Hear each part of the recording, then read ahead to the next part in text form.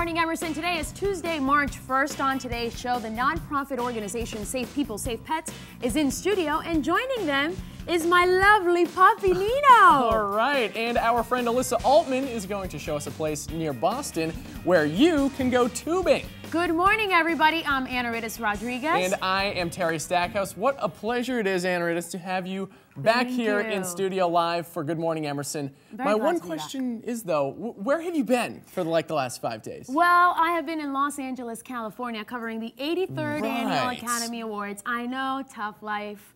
Somebody's got to do the dirty work, though, right?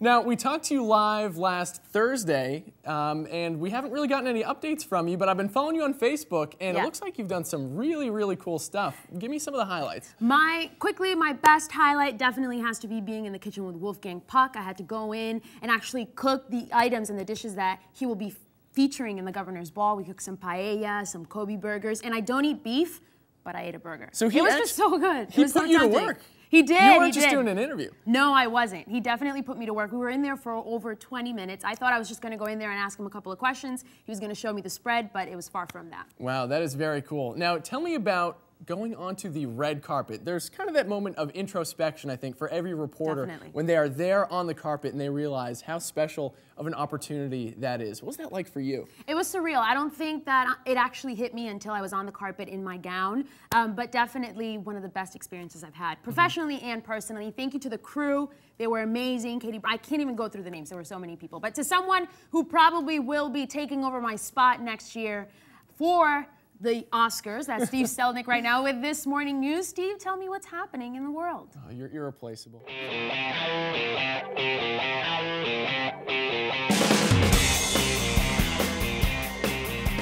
Always with the flattery, I can't believe it.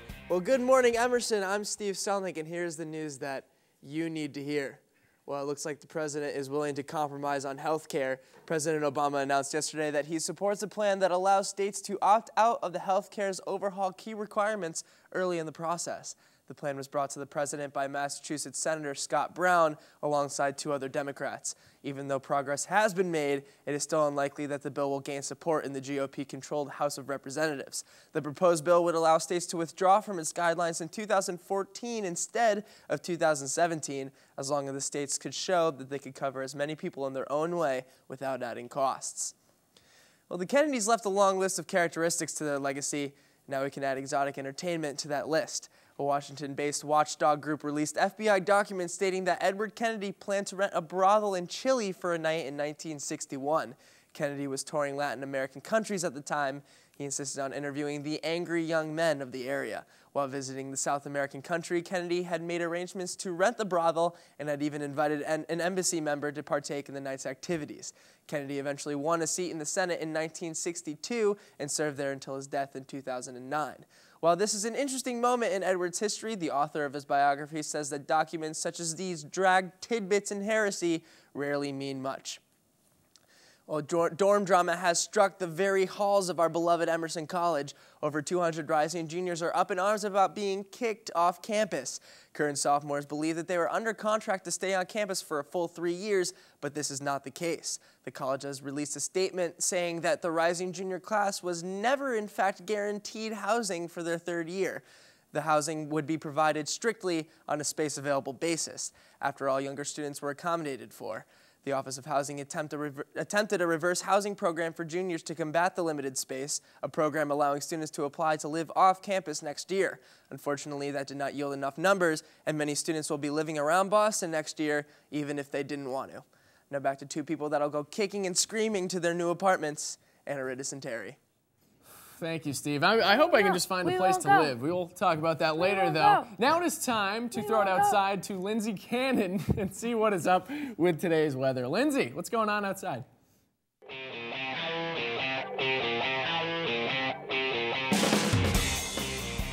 Good morning, Emersonians. Now, if you're wondering why I'm talking like a scary old English lady, it's to pay tribute to the King's Speech winner at the Oscars. Now, on this fine March morning, we welcome the new month with a smile. And in the world of weather, we have a nice phrase for the month of March. In like a lion and out like a lamb. It gives us hope for the trials and tribulations that are the early weeks of March, and make us wonder and realize that the sun and warmth are coming at the end. Now, for today's forecast. Today, it's going to be snowing and raining with a high of 39 and a low of 27. And on to the 5-day forecast. Wednesday, partly cloudy with a high of 46 and a low of 17. Thursday, sunny, high of 30, low of 15. Friday, partly cloudy with a high of 38 and a low of 28. Saturday, showers with a high of 46 and a low of 35. And Sunday, showers with a high of 43 and a low of 30. Now back to two delightfully charming people at the studio, Terrence and Anaritis. Oh, cheerio, mate.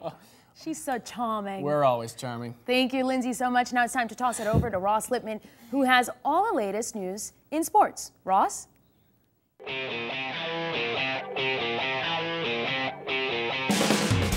Oh, thank you guys, and good morning, campers, and welcome back to GME Sports. I missed you guys, but it's Ross Lippman back bringing you a big pile of sports knowledge to get you through your Tuesday. It's been so long since we last talked, and so much has happened in the NBA. Allow me to try and sum it all up. Carmelo's a Knick, Duran's a Net, and a ton of players in between have gone to Denver, Utah, Minnesota, New York, and New Jersey in the process. Whew. The Pacers now enjoy mayo in their diet with O.J. Mayo, and the Celtics traded away Kendrick Perkins and Nate Robinson. But fear not, we now have Jeff Green and Nenad Krstić, which I think is good, right? Well, so far they have done all right. Green had 7 points in his debut, and Krstić had 9 points and 6 rebounds, all offensive.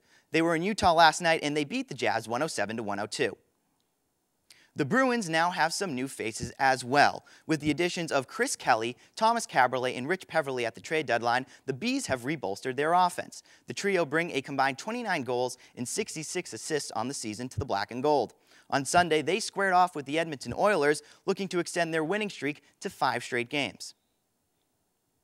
First period, 4 minutes to go. The pass off the boards goes to Adam McQuaid. The rookie gets it inside to Michael Ryder, and Ryder gets the goal. Ties the game up at 1-1. That was Ryder's 17th goal on the season. Minutes later, some beautiful triangle passing here. This is how championships are won. The pass goes inside to Nathan Horton. Horton gets the goal, puts the Bruins up by 1. Minute to go in the second period, and the Bruins are on a breakaway. Chris Kelly gets it off to Michael Ryder, and Ryder finds Rich Peverley, and congrats, Mr. Peverley. You have your first goal as a Bruin. The Bruins would go on to win this one 3-2. And lastly, there was a small scare for the Red Sox yesterday. Pitcher Josh Beckett was in center field during practice when he was struck in the head with a ball. Beckett dropped to a knee, and paramedics immediately went to check on him. Fortunately, he's okay. He's experiencing some concussion symptoms. An MRI will be performed later on today. He is still scheduled to start in their practice game on Thursday. And my sports tank just hit empty. I'll see you all on Thursday. Now let's go back to two fabulous Freebirds, Terry and Anaritis.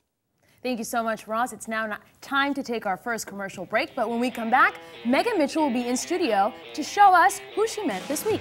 Better not touch that dial. Stay right here on the Emerson Show.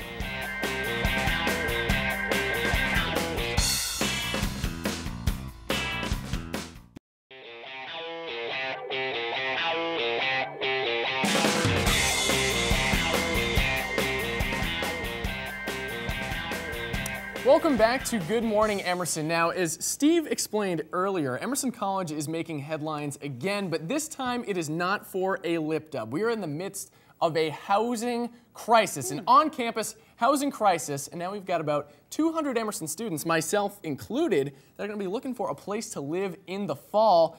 I might not be on campus. Anaritis, does this mean I have to be an adult now? Yes, unfortunately, you will have to face reality. You know what? I faced a similar situation my freshman year in undergraduate school. They didn't have enough space on campus, and I lived in the Holiday Inn. But if they're not going to post you up on the Four Seasons, I suggest you find a realtor really fast. Hey, but you know, I'm not ready to give up the fight. I love living on campus. I love using Monopoly money for food, or as some people like to call them, board bucks. But you know what I'm really not gonna miss? Is that time on Sunday afternoons between the 1 o'clock game and the 4 o'clock football game, that laundry rush where I leave the laundry in for an extra maybe 2 minutes and it ends up on the floor. If I'm off campus, I'm not going to miss that. Well, you know what? Good luck to you finding that apartment. If you need any help, let me know. I'll be more than glad because I've been there before. Well, now it's time to toss it over to Omri Rowland with this morning's entertainment news. Omri, what's going on?